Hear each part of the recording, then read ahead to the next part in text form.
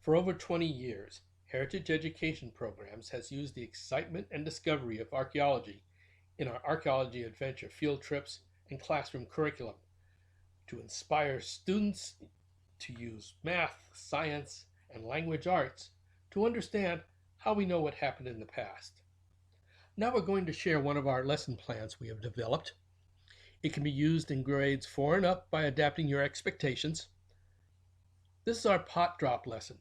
With its 3 sessions, your students will learn that archaeology is a lot like putting together pieces of a puzzle.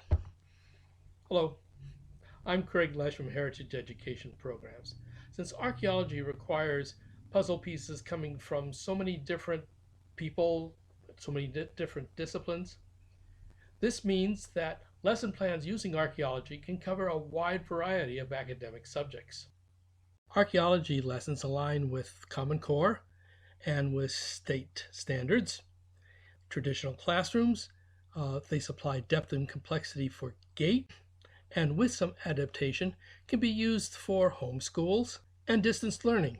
Archaeologists often talk about their work as putting together pieces of a puzzle.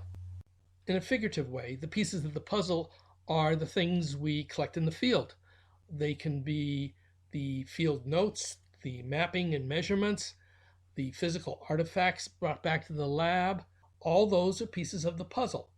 And when we get back to the lab, all this information then is looked at by other specialists who can interpret and add their pieces of the puzzle from the information they gleaned from all these things that happened in the field. When we deal with historic archaeology, historic documents are also part of this putting together the puzzle. All these together help us learn about our collective heritage. In order to protect cultural, historic, archaeological resources, many countries, states, municipalities, counties have laws protecting these resources. The learning objectives of this lesson are that students will learn that archaeology is more than just digging, that vandalism and looting damages the archaeological record and hamper our ability to reconstruct the puzzle that's the past. Students will use the metric system in all their measurements. They will use observation and inference as they record their observations and deduce an inference. They will learn that artistic motifs are repeated designs, elements, or themes. Your materials list for this lesson is, for each crew, you're going to need 1 terracotta pot. The 4.25-inch pots you can get at Home Depot, Lowe's, etc. is probably about the best. Colored markers, 1 container of white glue, 1 paper bag, a metric ruler, or at least ruler that has metrics on one side, 1 artifact record form, 1 pottery diameter scale. Those you can download from our website, heritageedu.com/downloads. Optional will be a masking tape or painter's tape for each group. You will also should have a scale, either a postal scale or a kitchen scale, that is set for metrics. You only need 1 per classroom. You will also need samples of motifs. They can come from historic or prehistory pottery designs. They can come from modern things that are important to a culture, anything from the classic Greek key design to the golden arches. Before you give the students the pot to start working on, you need to write on your bags a number for each student or crew so you can kind of keep track of them, and the trinomial that you're going to use. Trinomial is a way we have of identifying archaeological sites. It starts out with the code for the state, usually the postal code, so California is CA. The next is a code usually for the county. San Bernardino is SBR, Riverside is RIV, Los Angeles is LAN. If you're not in one of those counties, make one up. And the third is the number that the State Office of Historic Preservation has given for the site. So you can use any 3 to 4 digit number, you can use the street address, or whatever you want to use for that. For archaeologists, a sherd, S-H-E-R-D, is a broken piece of pottery, whereas a shard, S-H-A-R-D, is a broken piece of glass. A sherd that has the top part of the pot is a rim sherd. If you have the bottom part of the pot, it's a base sherd. And if it's not the top and not the bottom, it's commonly called a body sherd. Now you're ready for your students. So you pass out the pots and have them decorate them. The top ridge is a good spot for a motif, a recurring design. In the body, you can give them an example of a past civilization if you're studying that, or you can have them put something that's important to them, a short story of what's happened the day or something like that. And when you're through, you put it back into a bag and you're ready for the next day's lesson. Now, between lessons, drop your pots. Don't throw them. It creates too many small pieces.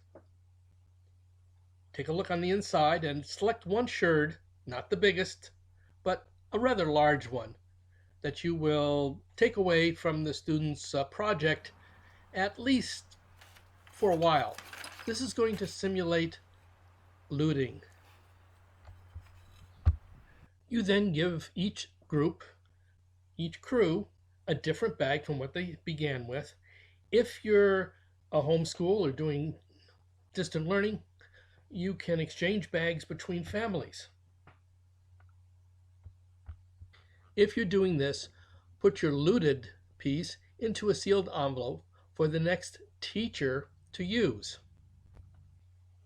Before they start putting together the pot, have them start filling out the artifact record sheet.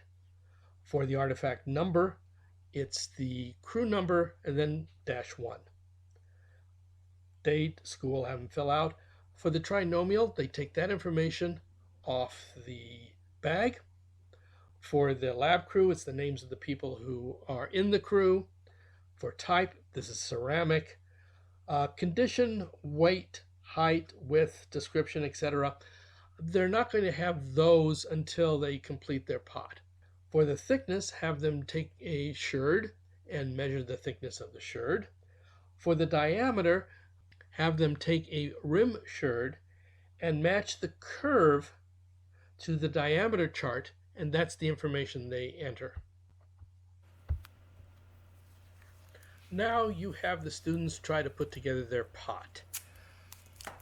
When they put together pieces with the white glue, it's going to take 20 or 30 seconds or so before it gets tacky enough so you can move on.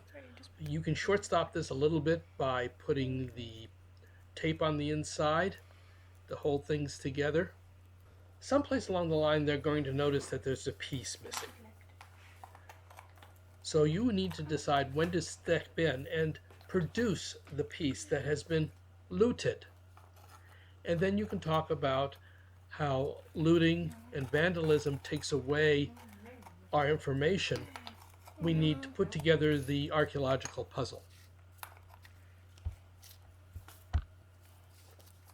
Once the pot is completed, it will take several hours to really dry. So the next step is probably next day. Now, for the last session, have the students complete the artifact record sheet.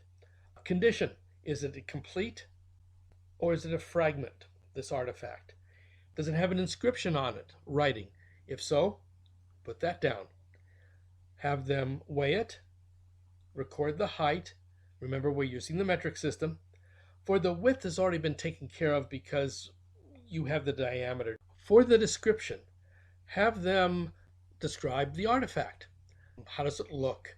What sort of design does it have on it? There seems to be this hole in the bottom. Maybe that needs to be recorded. Have them look at the cross section of one of the sherds. It's not a uniform material there. Have them take a look and describe that. In all of science, you have to report. For archaeologists, a report will include all the stuff we found, where we found it, maps, the processes we took to get there, and what we think it means.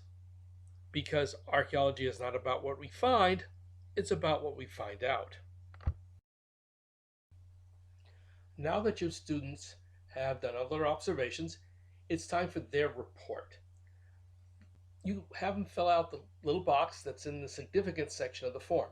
It's not a lot of room. If you would like to have them expand on it, give them another piece of paper. So, you're going to ask them some guiding questions. You kind of have to decide on what those might be depending on the age and maturity of your student or students. But things like, what does this pot mean? What does it tell us about those people?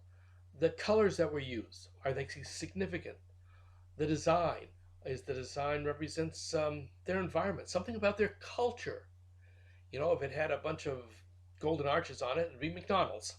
So what can you have the students tell them about this? Because this is their report. This is the culminating activity. Thank you very much. What we'd like you to do now is, if you've used the lesson, tell us how it went. You can message us on Facebook. You can give us an email, and keep in touch. And hopefully, if this works out, we'll do some more of these lessons. Thank you.